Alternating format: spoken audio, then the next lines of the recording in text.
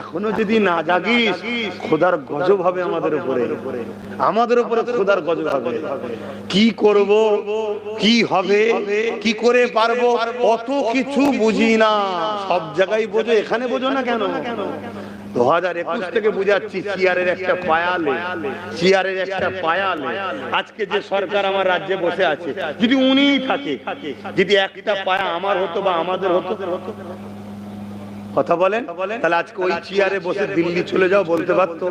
কেন? উনি জানে পায়া খুলে নিলেই সরকার পড়ে যাবে। তাহলে আমার কথাটা কি ভুল ছিল সেদিন?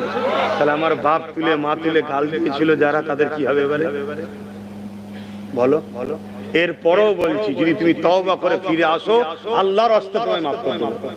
চলো, দিনের খাতিরে মাকে গাল দিয়েছো, বাপকে গাল দিয়েছো, দিনের স্বার্থে মা বাপকে কুরবানি করে দেবো, সেই ইমানদার আমরা। অতএব তোমাকে মাফ করে দেবো, কিন্তু পরিবর্তন হতে হবে।